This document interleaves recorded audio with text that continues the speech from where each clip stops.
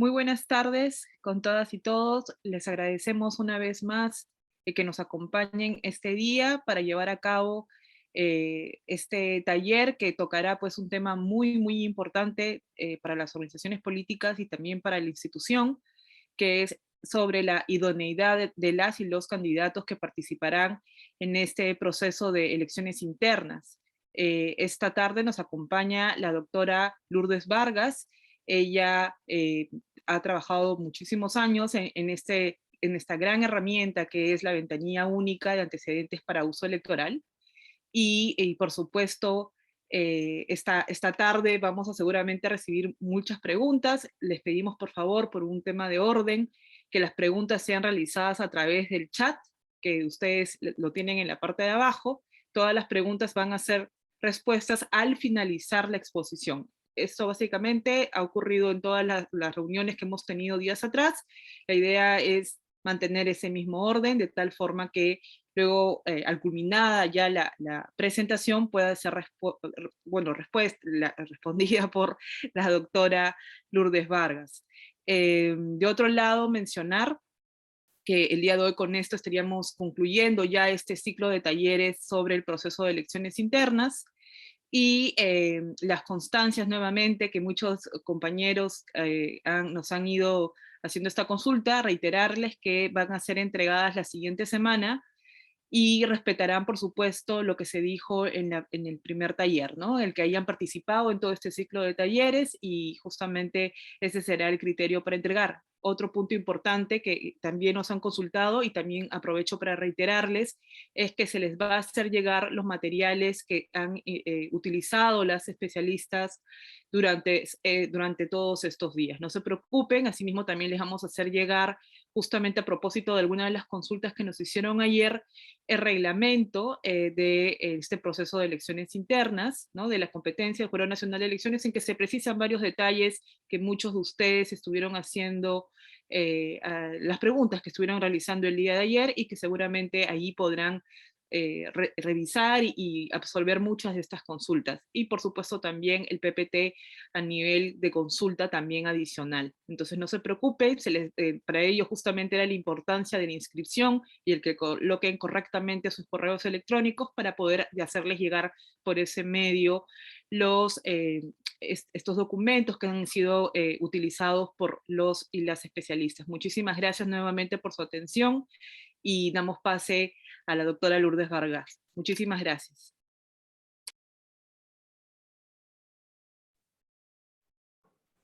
Bien, buenas tardes. Vamos a hablar un poco sobre el tema de la ventanilla única de antecedentes para uso electoral.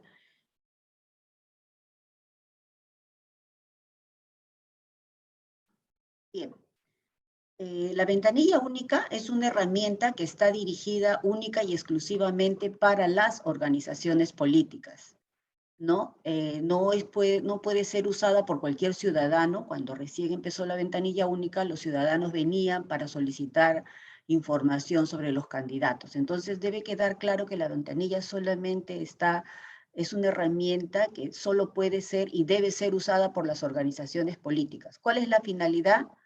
De que puedan obtener información de los posibles candidatos para que puedan seleccionarlos y poder postularlos, porque al final la organización política acoge a un candidato en una condición de afiliado, como va a ser para las internas, tratándose de los gobernadores, alcaldes, vicegobernadores, pero tratándose también cuando postulan los regidores a los consejeros, estas personas van a representar a la organización política en determinado distrito electoral.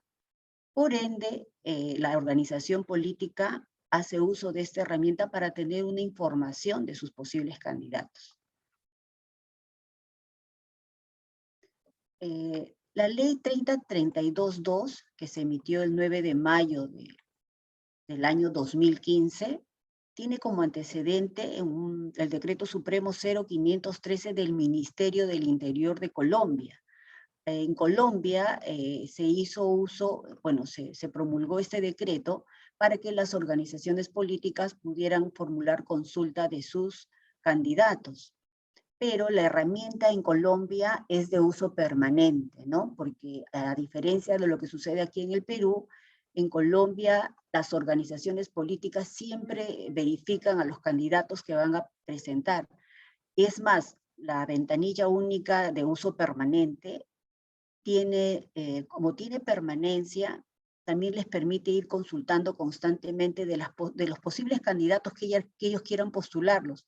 Pero además esta herramienta tiene información sobre procesos judiciales, porque en el supuesto de que ellos quieran incorporar en su lista de candidatos a una persona que tiene un proceso penal y el día de la elección posiblemente siga con el proceso penal, salga electa esa autoridad y una vez que ya está en el cargo, lo condenan, esta persona se va a retirar del ejercicio del cargo público por el cual fue elegido, pero la organización política es sancionada. Es sancionada porque ha permitido postular a alguien que tenía un proceso, pese a que no es un impedimento, pero hay una expectativa de que esta persona no pueda hacer, no pueda continuar en el ejercicio del cargo. Pero allí sí están establecidas ciertas sanciones para las organizaciones políticas. Sin embargo, el objetivo de la ventanilla única aquí en el Perú, conforme a la ley dada, es netamente que las organizaciones políticas se informen y hagan una selección idónea de los candidatos y las candidatas, ¿no? Esta ley que salió en mayo recién fue reglamentada el 7 de octubre del año 2015 y por primera vez se puso para disposición de las organizaciones políticas para las elecciones generales del año 2016. Si bien es cierto el reglamento salió el 7 de octubre del año 2015, la ventanilla ya estuvo a disposición de las organizaciones el 29 de octubre del año 2015, que son 10 días hábiles antes de la fecha límite de convocatoria al proceso electoral. Bien, el uso de la ventanilla única implica que se realice pues, con buena fe, porque definitivamente cualquier persona que sea consultada van a obtener información. Ahora, más adelante vamos a ver qué tipo de información, porque hay información de acceso público y hay información que solamente las organizaciones les van a tener a través del uso de la ventanilla única.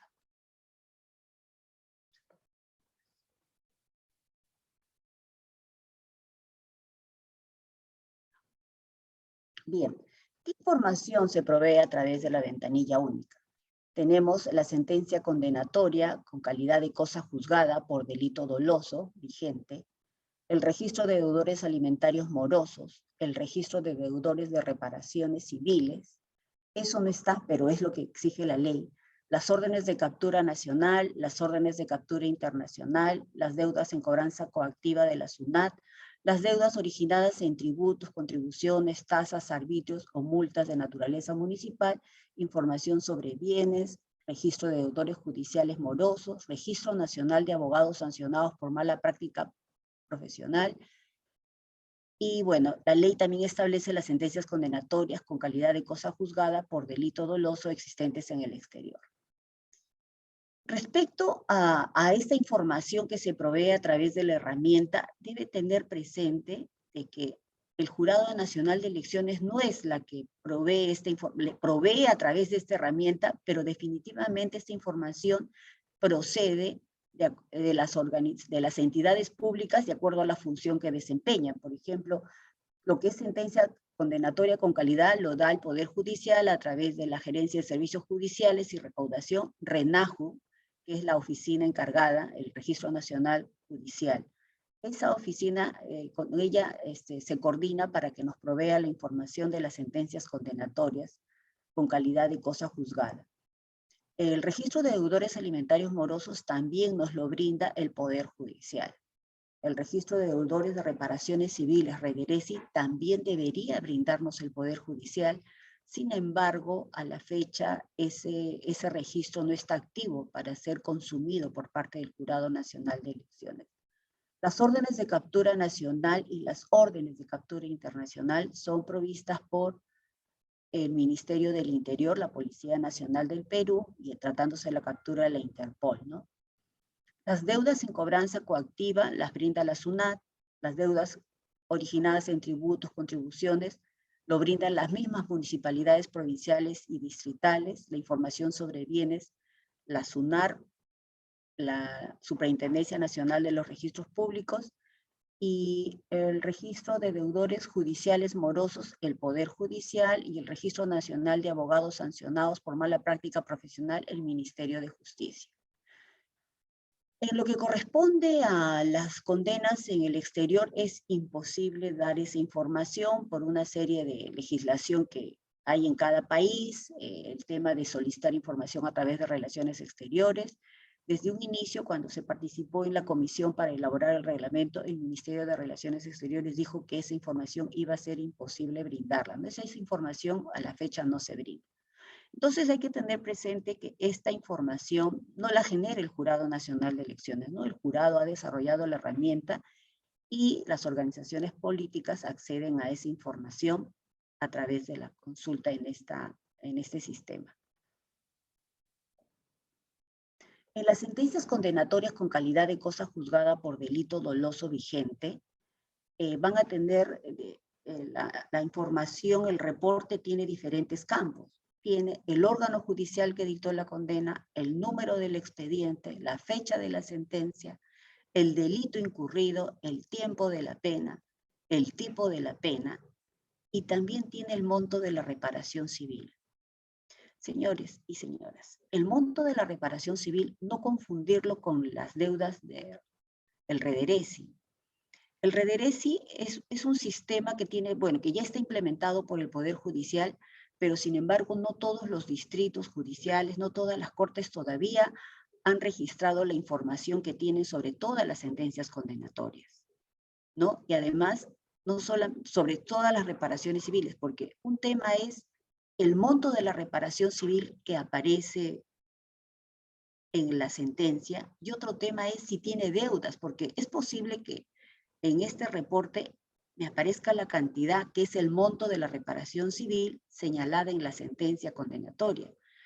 Pero eso no necesariamente significa que él tenga una deuda de reparación civil, porque esa sentencia puede haber sido emitida en el año 2017, 2016, 2018, pero quizás ya ha ido pagando. Por lo tanto, en el sistema de Rederesi van a ver las deudas. Es posible que los condenados hayan ido amortizando esa deuda de manera parcial.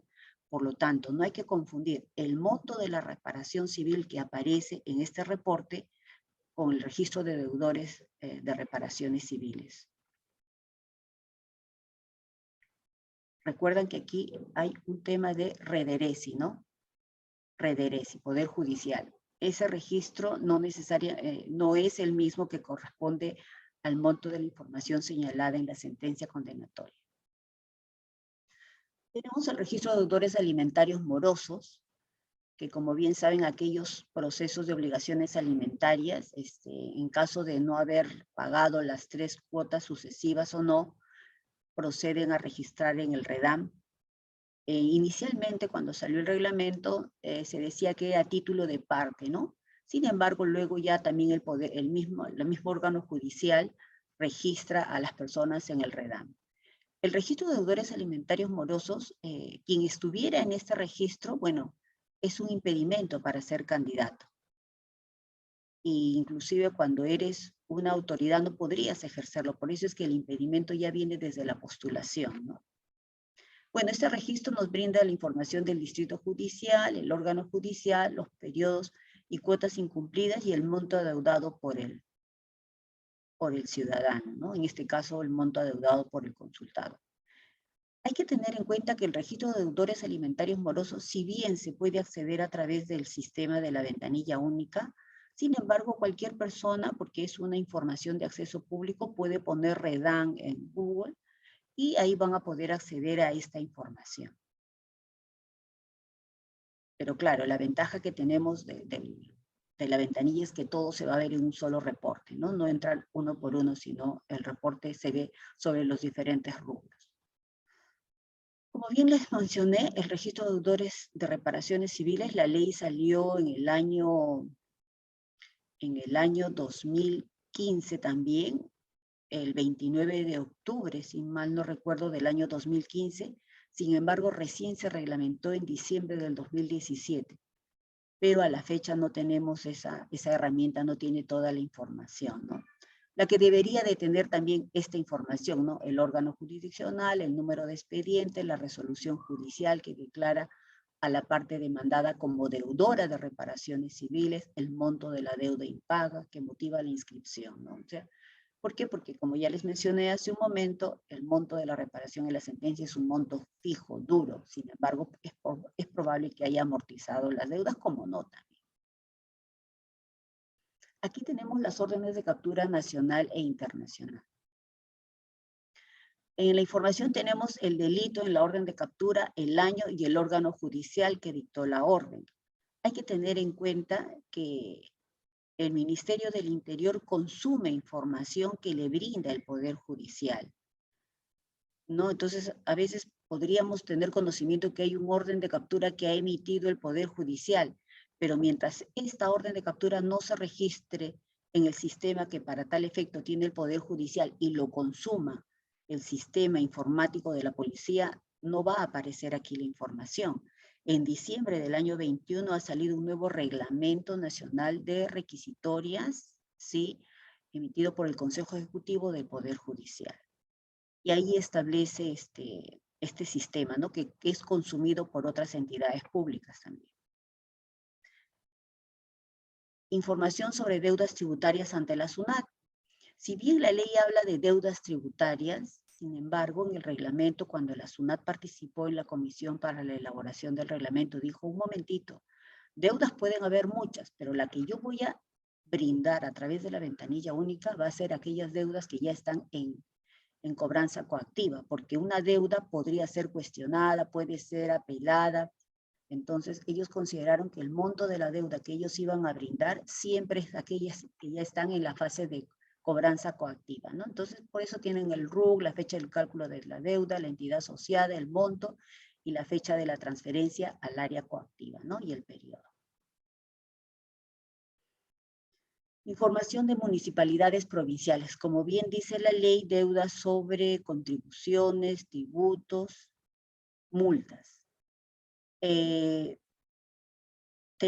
Hay municipalidades provinciales y distritales que ya están brindando esta información. Y las únicas que están brindando por este momento en el sistema de ventanilla es Lince, Miraflores, Jesús María, Surquillo, San Isidro, Pueblo Libre, Santiago de Surco, Magdalena, El Agustino, Ate y San Borja. Y la Municipalidad Provincial de Tacna, perdón, y de Lima Metropolitana. Cuando yo les digo esta información nos está brindando, luego les voy a explicar que esta información nosotros no la trabajamos directamente con las entidades proveedoras, sino a través de la Plataforma Nacional de Interoperabilidad, antes denominada Plataforma de Interoperabilidad del Estado, más conocida como la PIDE, que está administrada por la Secretaría de Gobierno y Transformación Digital, que depende de la Presidencia del Consejo de Ministros, ¿no? Información sobre la relación de los bienes muebles e inmuebles inscritos, ¿no? Perdón. La SUNAR, la Superintendencia Nacional de Registros Públicos, proporciona información sobre bienes muebles e inmuebles inscritos de los candidatos. Y en el reporte me va a dar esta data, ¿no? Oficina registral, porque la oficina registral puede ser de Lima, puede ser de Moyobamba, de Puno, de Tacna, del Callao, ¿no? Me va a identificar la oficina registral, el número de la partida, el registro del bien, el libro si corresponde y el estado de la partida, ¿no? Se entiende que siempre va a tener que ser activo, porque si es pasivo posiblemente ya lo ha transferido, pero siempre va a ser activo y cuando indica activo es porque ese bien está bajo la propiedad de la persona consultada, ¿no? Entonces, la SUNAR nos brinda información sobre predios, propiedad vehicular, aeronaves, naves y embarcaciones pesqueras. Y esta información así también sale en la ventanilla, pero también cualquier ciudadano podría consultar los bienes sobre predios y sobre propiedad vehicular de manera libre. Uno tiene acceso siempre y cuando tenga el DNI de la persona a consultar y también la fecha de emisión del DNI.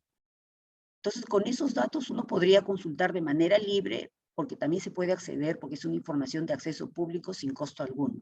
Sin embargo, toda esta información sobre los consultados sí las pueden obtener directamente de la ventanilla única, ¿no?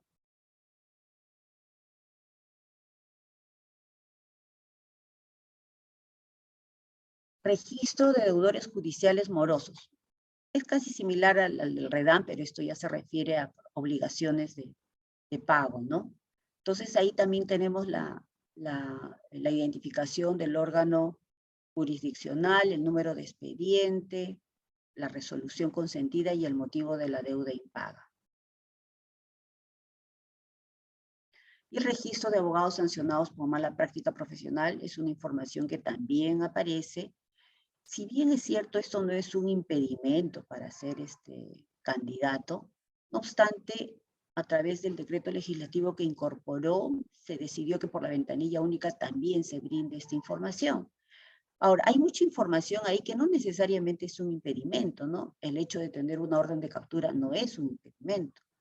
Sin embargo, ¿cómo postulamos a alguien que está en esa condición, ¿no? Ya tenemos una experiencia en el año 2002 de un candidato a gobernador regional por Madre de Dios, que él hizo campaña a través de emisoras radiales y salió electo, ¿no?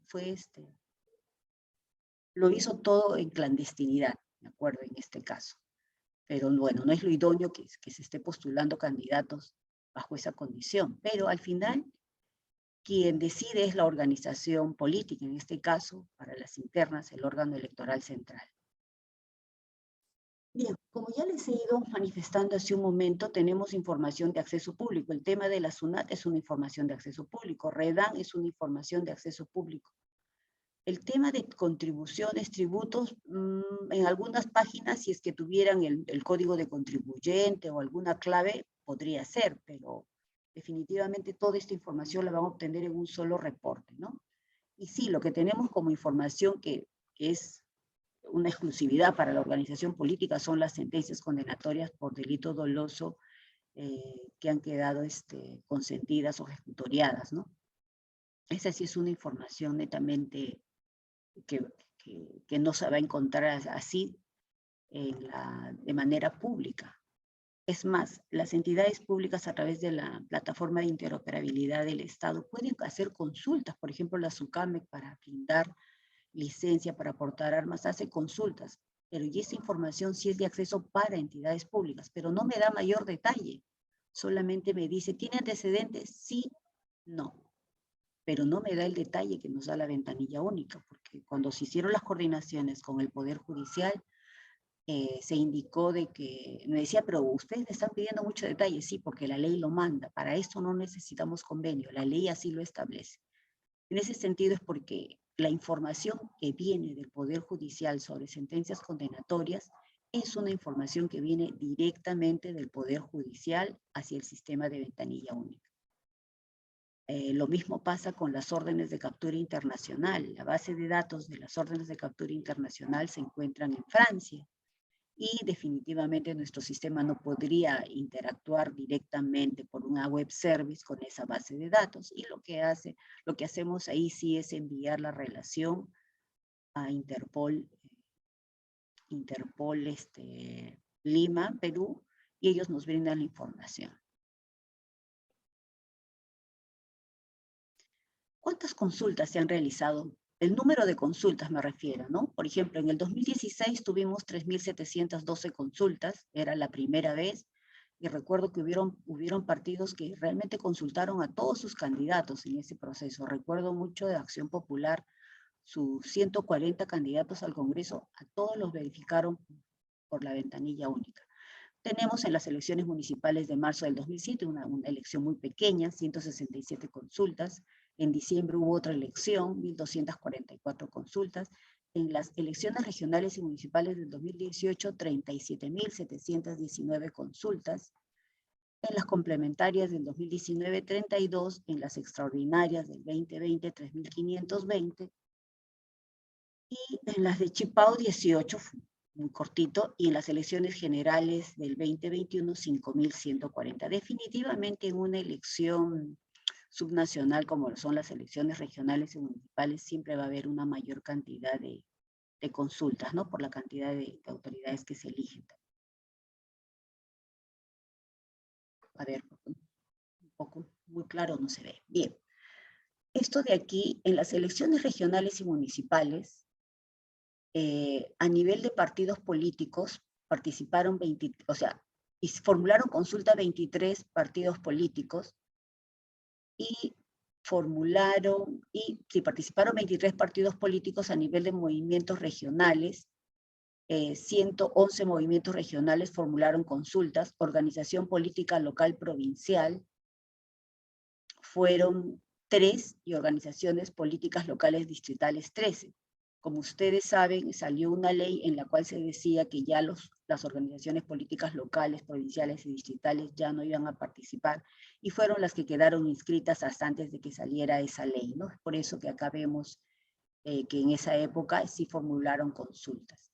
Los partidos políticos formularon 15.163 consultas, mientras que los movimientos regionales formularon 22.020 consultas. Y bueno, las organizaciones locales 217 y las distritales 315, ¿no? A ver.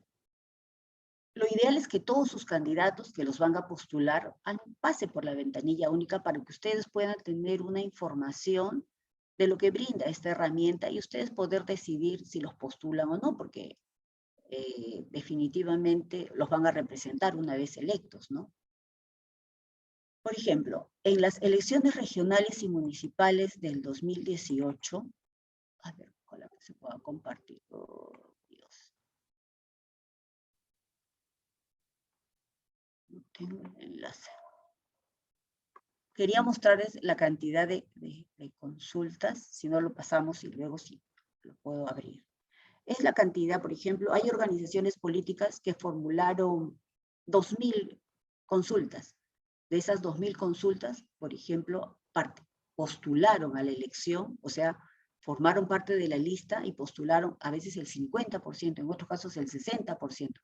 Hay organizaciones que solamente formularon 2 consultas, 4 consultas, 10 consultas, otras 100 consultas, 200 consultas, ¿no? Entonces, al final, cuando termina el proceso, hacemos un cruce de información. ¿Cuántos fueron consultados? Y de esos consultados, ¿cuántas personas fueron postuladas en la elección? Bien. La ventanilla única es un sistema que se puede acceder desde un Android, un iPhone, una tablet o de una PC, una desktop, ¿no? Entonces, hay esa facilidad para poder acceder a esta herramienta.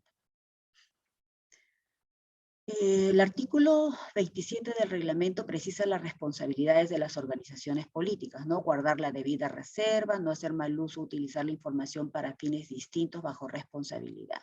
Hay que tener en cuenta que ya la Ley de Protección de Datos Personales ya tiene varios años y hay que precisarles que cualquier ciudadano podría solicitar información al Jurado Nacional de Elecciones y saber si alguien está formulando consultas sobre tu persona en la ventanilla única.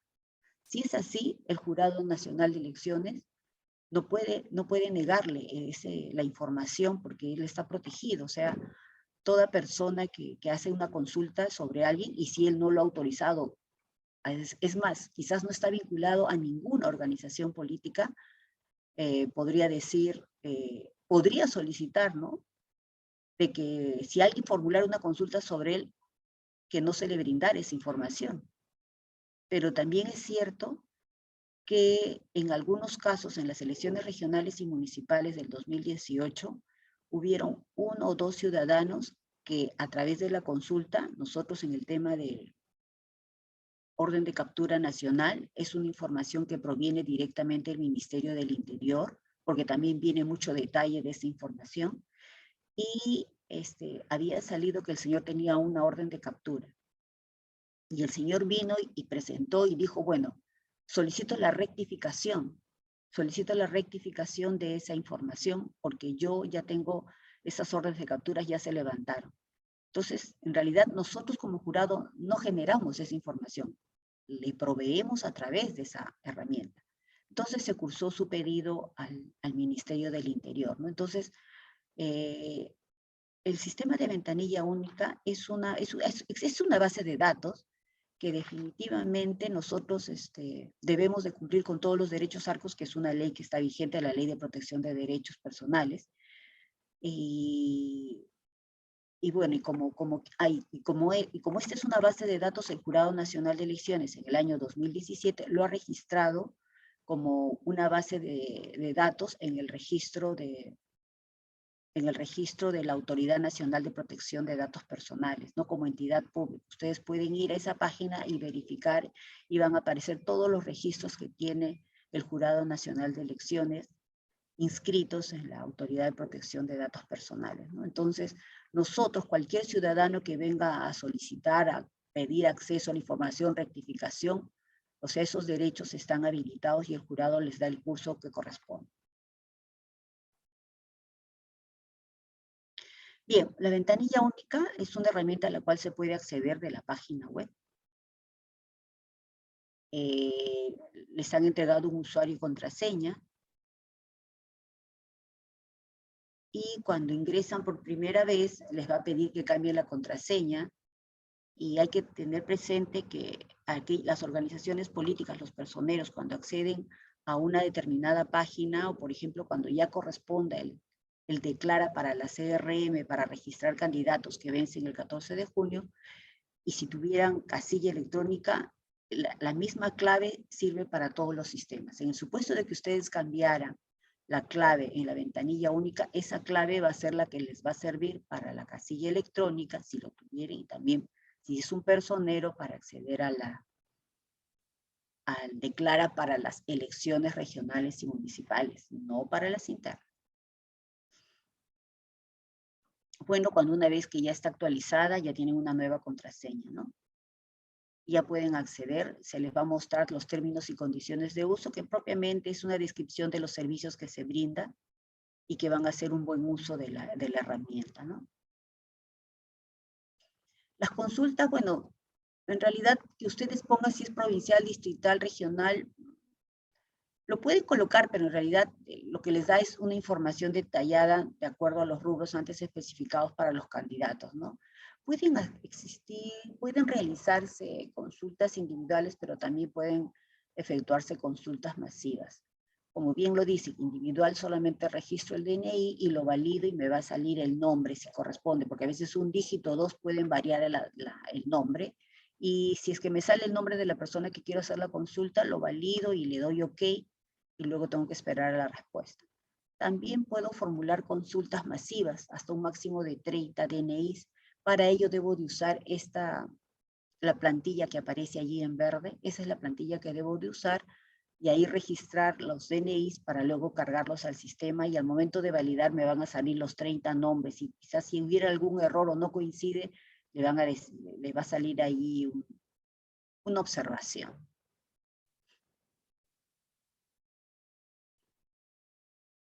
Bien. Esto de acá, por ejemplo, cuando ya ustedes han formulado la consulta, cuando ustedes ingresan, automáticamente les va a aparecer esta página de consultas que ya están atendidas, ¿no? Inicialmente se van a la rayita, aquí a las 3 rayitas, y ponen consulta individual o masiva, pero por defecto, la primera página, si ya han formulado consultas, la primera página que les sale cuando entren a la ventanilla es esta, ¿no? Y donde ustedes vean el relojito es porque está pendiente. Lo que tiene check ya está con respuesta. Ojo, si acá dice sentencias condenatorias y hay un check, no significa que necesariamente tenga una sentencia condenatoria, significa que ya hay una respuesta. Puede haber una respuesta con data sobre una condena o puede haber una respuesta que dice no registra antecedentes. ¿Bien?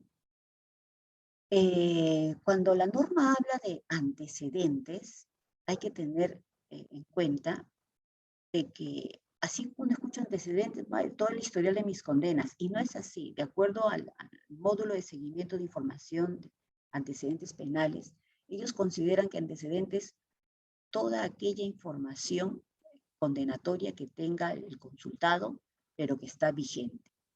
Que está vigente. Si él ya hubiera pagado la reparación civil, hubiera cumplido la condena, no va a aparecer. Entonces, si tiene una condena vigente, va a aparecer en ese registro. Es más, podrían haber condenas de hace, no sé, 10, 15 años, pero quizás no pagó la reparación civil y por lo tanto va a aparecer allí. Entonces, ahí, por ejemplo, si yo me entero con la debida antelación, tengo que hacer una gestión quizás o pagar o probarle al Poder Judicial, al órgano respectivo, yo ya pagué la reparación. Pero eso es lo que, la información que brinda, ¿no? Entonces, así les va a salir sentencias condenatorias, registro de deudores alimentarios morosos, requisitorias, Interpol, SUNAT, deudas municipales, RedJun y RENAS. Esta es la parte superior del reporte, sale la imagen, el DNI, el nombre, bueno, el sexo, ya. Y así sale por partes la información. Si en el caso que ustedes vieran impedimento para postular y salen los artículos referidos a la ley de elecciones regionales y ley de elecciones municipales, como que te está informando que tiene un impedimento, porque esta información a ese día, por ejemplo acá dice, información suministrada el 12 de enero del 2018, fecha de procesamiento el 21 de febrero. O sea, el día que el Poder Judicial ha procesado es el 21 de febrero. Pero el 21 de febrero, esta es la información. Es probable que de aquí a 2 meses esa información pueda variar.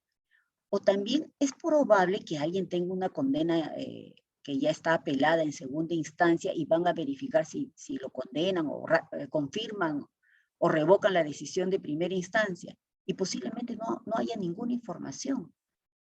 Pero al momento que ya estamos en pleno proceso electoral y estamos el 20 de junio, probablemente aparezca allí una condena. ¿Por qué? Porque esta es una data viva, o sea, no es inerte, no siempre se está actualizando. Por lo tanto, sí es importante saber a quiénes vamos a presentar como candidatos, ¿no? Hablar con ellos, si tienen procesos, cuál es el estado. En fin. Bueno, Interpol, acá como ven, tenemos este órgano judicial, delito, año, SUNAT, fecha de cálculo, de acuerdo a las características antes indicadas. De la SUNAR, acá tengo, bueno, esto es de una municipalidad, y aquí de la SUNAR tengo oficina, piura, número de partida, registro de qué, registro de bienes muebles, registro de propiedad vehicular, partida activa y la placa. Y cuando se trata de un bien inmueble, bueno, no sé si más abajo aparece la dirección. Bueno, no tengo ese ejemplo acá. Y así sucesivamente tengo la información por cada rubro, ¿no?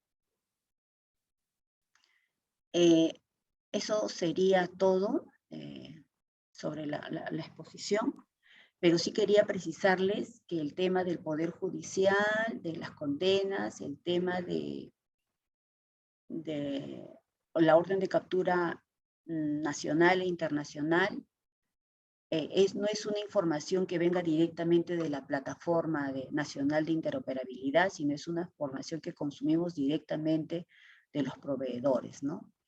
Entonces, la plataforma de interoperabilidad lo que quiere es que todas las entidades se comuniquen y bueno, a través de esta ley nosotros obtenemos información. La SUNAR, nosotros no coordinamos con la SUNAR, todo lo coordinamos con la Secretaría de Gobierno y Transformación Digital y nosotros consumimos la información que estas entidades publican en la plataforma, ¿no? En la plataforma hay dos interacciones, publico, consumo. El jurado que ha publicado, el jurado ha publicado las autoridades elegidas, las autoridades vigentes, y lo puede consumir cualquier entidad pública que así lo solicite, ¿no?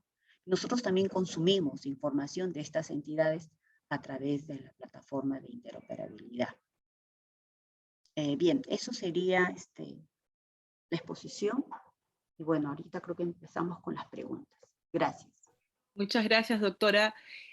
Como en los talleres anteriores, les vamos a dar de repente un par de minutos a nuestros participantes, si le parece bien, doctora, para que puedan ellos, a partir de su exposición, puedan pensar en algunas preguntas que consideren de repente no les quedó muy claro, entonces en esa medida les vamos a dar un par de minutitos para que puedan formular estas preguntas. En caso no tuvieran alguna, no se preocupen, igual les vamos a hacer llegar el PPT que han presentado, de tal forma pues que ustedes puedan revisarla y bueno, y seguramente contestar ahí misma las preguntas que ustedes tengan.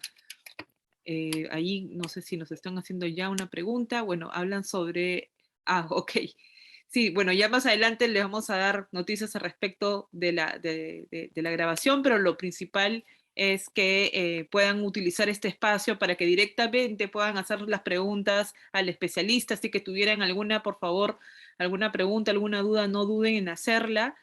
Y bueno, esperamos solamente ahí algunos minutos. Y nuevamente, en caso no se hicieran estas preguntas, igual les vamos a hacer llegar el PPT y eso sería.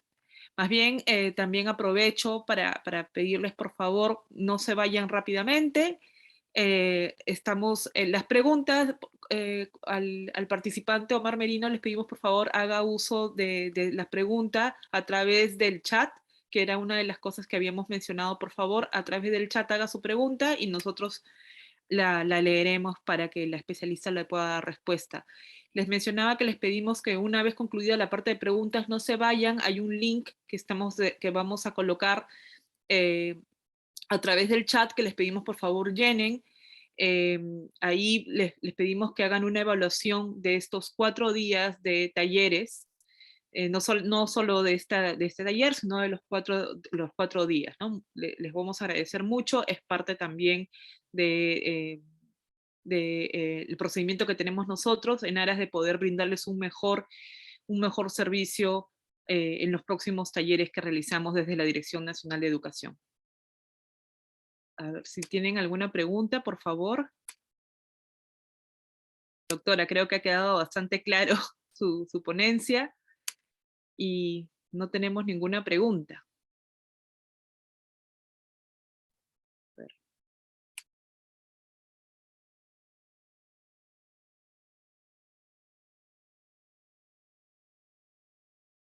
Ahí tenemos una pregunta. Nos dicen, si un candidato ya cumplió con una sentencia de hace muchos años para la inscripción de su candidatura, ¿debe registrar esa información en la hoja de vida? Me imagino, claro, se refiere luego del cotejo que hacen en ventanilla única y bueno, habla de la sentencia, ¿no? Pero ya a fin de la inscripción, del segundo momento. En realidad, la ventanilla única les va a dar la información que tuviere sobre las vigentes. Pero déjenme precisarles de que la ventanilla única no da información sobre las condenas en primera instancia. El artículo 34A de la Constitución Política establece que están impedidos, a ver, déjenme leer propiamente lo que dice el artículo, dice, están impedidos de postular a cargos de elección popular las personas sobre quienes recaiga una sentencia condenatoria emitida en primera instancia, en calidad de autoras o cómplices por la comisión de delito doloso. Este artículo fue incorporado por la Ley 31042, publicada el 15 de septiembre del 2020. Esto lo salió con el Congreso Extraordinario. Y esta información, por ejemplo, no la brinda la ventanilla única. ¿Por qué? Porque son sentencias en primera instancia. La ventanilla única, de acuerdo a la ley, y también se ha coordinado con el Poder Judicial, dice, nosotros le damos lo que dice la ley dice consentida o ejecutoriada. Como quiera que estas sentencias están en primera instancia, no las brindan. Ahora, en el supuesto que me menciona, de acuerdo a la consulta, dice, es una persona que ha sido condenada, que ya ha cumplido, ha pagado su reparación civil, ha cumplido la condena, debería declararlo. Porque por allí el jurado toma conocimiento de esa sentencia o un ciudadano plantea una tacha, porque puede ser una sentencia del año 80 tal vez, 90, porque existe información de esa época, y alguien puede tacharlo o la Dirección de Fiscalización llega a tener acceso a esa información, definitivamente ha omitido información.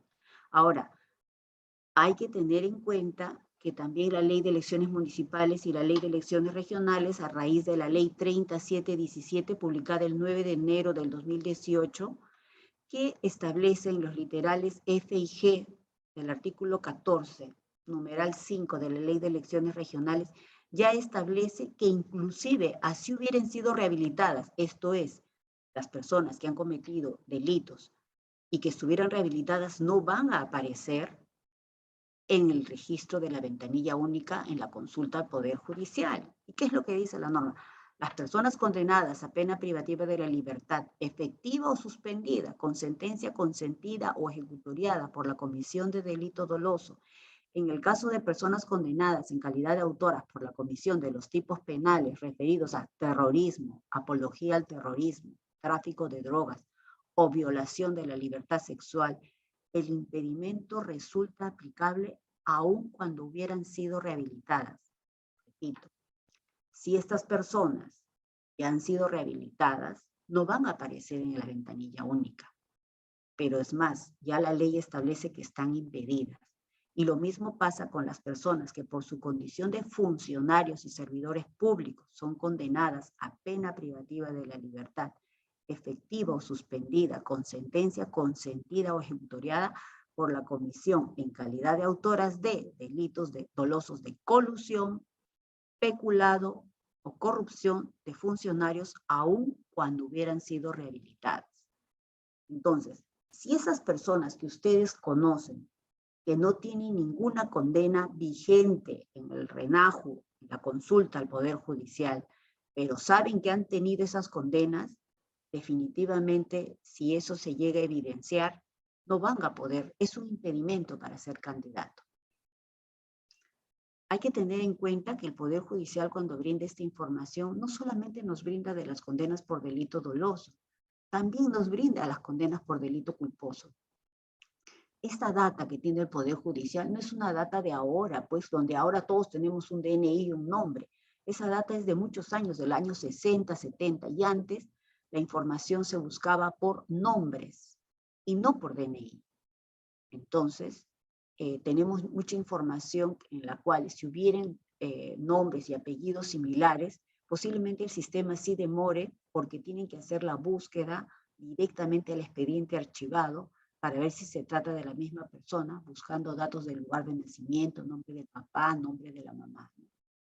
Entonces, tener en cuenta eso, ¿no? O sea, este tipo de delitos, así ya no estuviere, están impedidos de ser candidatos. Recuerdo que en el año 2018 postuló un señor X y dijo, ¿por qué me van a aplicar esta ley? Yo ya he sido rehabilitado, ya no tengo condena. No lo dejamos participar en aplicación a esta ley que entró en vigencia un día antes de la convocatoria, o sea, teníamos que aplicarla. Entró en vigencia y este señor interpuso una acción de amparo, llegó al TC y el TC le dijo, bueno, esta persona sí puede postular, pero postuló en las elecciones generales del 2021, pero esa sentencia no es un precedente vinculante. En otros casos, otros abogados argumentaron esa sentencia y el Pleno, en esa época, con otros magistrados, que no son todos los de ahora, dijeron, no, esa sentencia es favorecida para esta persona, pero como no es precedente vinculante, no se aplicó en otros casos. No sé si eso responde la pregunta planteada. Muchas gracias, doctora. Creo que sí, y de hecho habían otras preguntas relacionadas que creo que con su amplia respuesta ha podido responder alguna de estas preguntas que están en el chat. Acá hay una pregunta respecto al uso. Habla, una pregunta por favor, ¿el acceso a la ventanilla única solo es para organizaciones políticas o un ciudadano también puede solicitar acceso? Y hay otra pregunta, le voy a leer dos para de repente ir avanzando porque han empezado a escribir varias preguntas. Dice, en la hoja de vida no existe un segmento para detallar sobre los deudores morosos de alimentos. Estas dos preguntas. En la hoja de vida tiene otra finalidad, ¿no? Y esa finalidad la ha establecido, perdón un momento.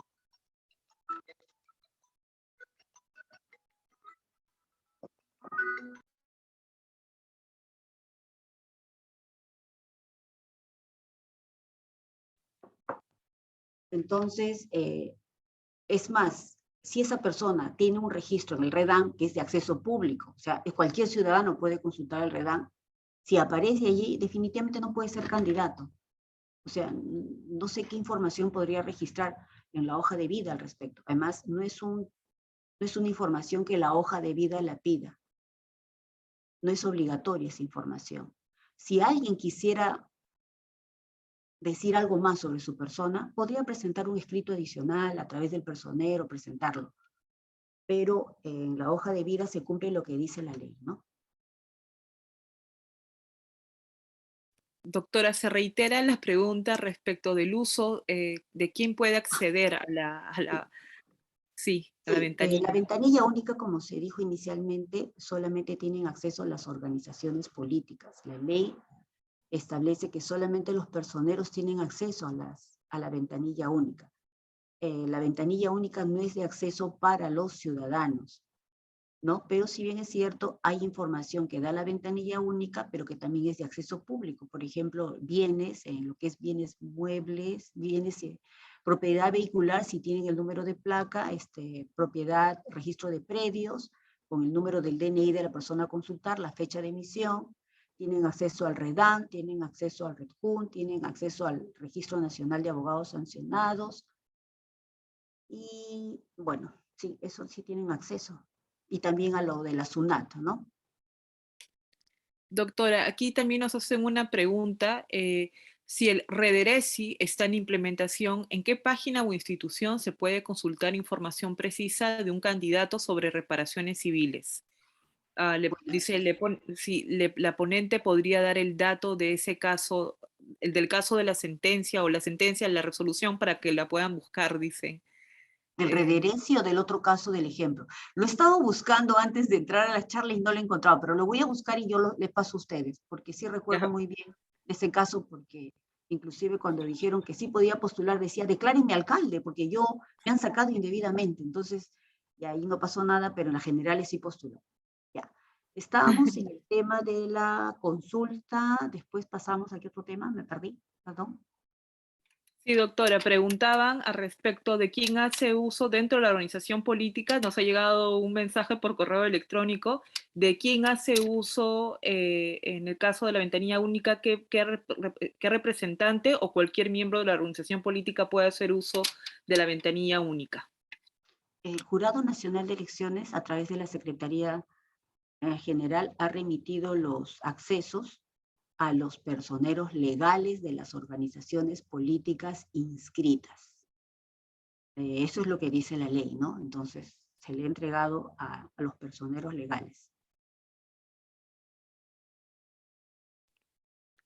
Otra pregunta que nos ha hecho llegar por correo electrónico es, mi consulta es la siguiente, sobre las licencias sin goce de haber a trabajadores del Estado, para este caso, una municipalidad, los candidatos deberán solicitar licencia 30 días antes de las elecciones sin goce de haber. Dicho documento debe ser presentado al momento de la inscripción. ¿Cómo, cómo sería en el caso de un trabajador que tiene vínculo laboral de 728? Contratado y bajo modalidad de suplencia y que firma contrato cada 2 meses. Bueno, en realidad la pregunta no está directamente relacionada con la temática de hoy. En todo caso, nuevamente le pedimos a la persona que envió el correo electrónico que pueda revisar el reglamento. Ahí se precisan bastantes aspectos fundamentales de de los requisitos mínimos para participar del proceso, y también recordar que hay requisitos específicos que los dice la misma organización, lo determina la misma organización política. Recuerden ello también. De este proceso de elecciones internas, por supuesto. No estamos hablando del proceso de elecciones internas. Hay Y sí, una resolución 918-2021 resolución que aprueba la regulación sobre renuncias y licencias de funcionarios y servidores públicos que participan como candidatos en elecciones regionales y municipales. La resolución es la 918-2021, que la pueden encontrar en el portal web del Jurado Nacional, ¿no? sí, sí, en realidad muchísimas gracias, doctora, por darles esa No información. podría absolver una consulta porque eso ya Claro, son casos particulares y el Pleno exacto. resolverá porque ahí se analizan varios elementos, ¿no? Exacto, sí, ahí nuevamente la doctora les ha brindado esta resolución, y nuevamente, ¿no? Es importante que puedan ver todas las normativas relacionadas al proceso de elecciones internas. Sé que tienen mucha curiosidad al respecto del proceso ya de inscripción, pero estamos en este primer hito electoral que busca un poco absorber las consultas del proceso de elecciones internas. Había una pregunta, doctora, dice, ¿dónde puedo sacar un reporte de sentencias en primera instancia? ¿Hacia terceras personas o esa información es personal? Y la segunda pregunta es, por favor, a la ponente, se le pasó mi pregunta del Rederesi. La pregunta de Rederesi era, si el Rederesi está en implementación, ¿en qué página o institución se puede consultar información precisa de un candidato sobre reparaciones civiles? A ver, cuando estuvimos en las comisiones para la elaboración del reglamento de esta ley, el Ministerio de Justicia le decíamos, bueno, ustedes nos tienen que brindar porque eso dice la ley, pero nosotros no tenemos, porque los procuradores del Estado solamente tienen un Excel que lo llenan cada 30 días, pero no tenemos no tenemos seguridad de que esa información sea la correcta, porque tienen un Excel en esa época, año 2015, tenemos un Excel en el cual ellos van registrando quién pagó su reparación civil, y eso se consolida cada 30 días, pero a veces no tenemos personal. Y cuando ya se elaboró el reglamento, dijeron, ese tema no lo vamos a ver nosotros, sacaron una ley y dijeron, el Rederesi se encarga el Poder Judicial. Y el Poder Judicial dice, o sea, cada vez que amortice un poco su pago de la deuda, tengo que ponerme a revisar tendríamos que hacer el sistema, que ya lo han hecho el sistema, lo que falta es que todos los órganos jurisdiccionales que tienen las sentencias o los expedientes archivados tengan que plasmar esa información en ese sistema. Ese sistema ya existe. Lo que no existe es seguridad de que todos hayan registrado toda la información. Ese es el tema. Entonces ahí tienen que confiar en sus candidatos. Ahora, sobre el tema del Rederesi, como quiera que el jurado no tiene de dónde obtener esa información, lo que se les está pidiendo es que presenten una declaración jurada de no tener deudas de reparaciones civiles, porque el tema de la ley del Rederesi establece que cualquier trabajador que va a entrar al sector público no debe de tener deudas de reparaciones civiles. Entonces ya como candidato les están exigiendo. Como no existe ese sistema para consultarlo, lo que se está haciendo es pedir una declaración jurada, que es uno de los requisitos para las elecciones regionales y municipales, cuya presentación de listas de candidatos vence el 14 de junio. Como ya les han manifestado en anteriores charlas, en las elecciones internas no se verifica absolutamente nada, solamente hay un registro de candidaturas, pero sí deben de tener en cuenta que la oportunidad para conformar sus listas de manera correcta es esta, la de la elección interna, ¿no? Y es por eso que también se les ha indicado que consideren registrar los candidatos para eventual reemplazo, ¿no? Porque nadie sabe lo que pueda suceder. Estamos en abril 9, lo que puede pasar hasta el 14 de junio. No sabemos. Hay gente, bueno, hemos tenido pandemia, hemos tenido nosotros a nivel de los operadores electorales, magistrados que lamentablemente han fallecido, han estado enfermos, en fin. Entonces, hay que prever esa situación, ¿no? Por eso es que también claramente en el sistema de declara interna se establece candidatos obligatorios y candidatos para eventual reemplazo, porque también les han dicho, nadie que haya participado en una elección interna, si no has participado, no vas a poder formar parte de una lista cuando quieras reemplazarlo, ¿no? Eso creo que sí se les ha comunicado de manera reiterada. Exacto, doctora. Sí, se ha mencionado en realidad desde el día lunes, que se ha venido un poco reiterando el tema. El miércoles nuevamente se tocó este tema.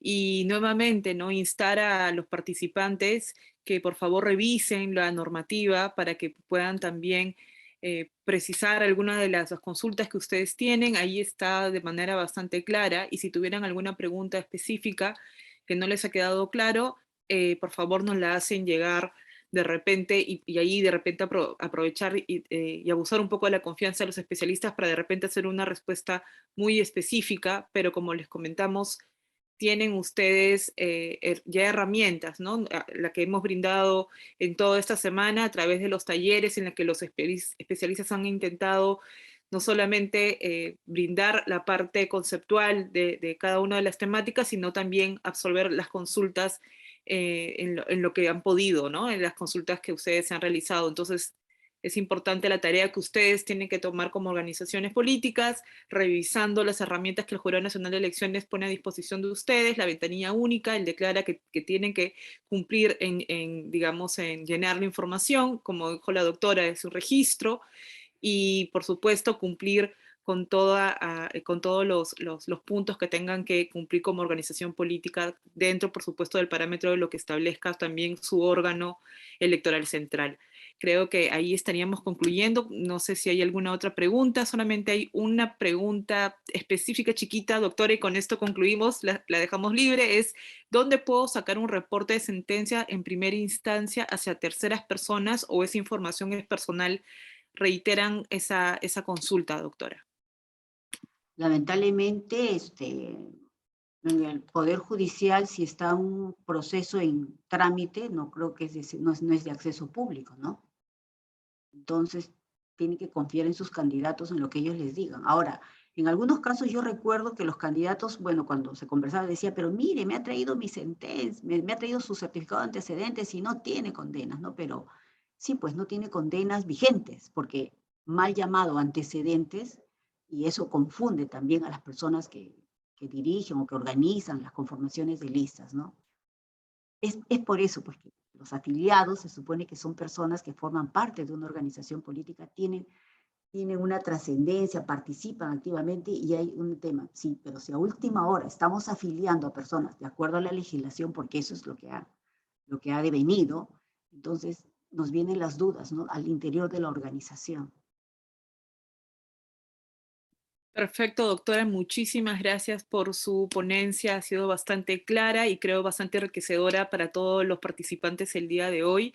Les pedimos, por favor, no olvidarles, ya se ha colocado el link en la parte de abajo para que por favor llenen. Es una pequeña encuesta bastante breve, no le va a tomar mucho tiempo y es importante para nosotros para también tener un registro de las personas que han estado presentes y por supuesto también para saber un poco qué les ha parecido este ciclo de talleres y esto nos puede ayudar también a mejorar nuestras estrategias formativas y de asistencia técnica para ustedes, las organizaciones políticas. Muchísimas gracias, doctora, nuevamente por su presencia. Le agradecemos siempre su buena disposición para apoyar estas actividades de educación. Muy buenas tardes con todos y todas.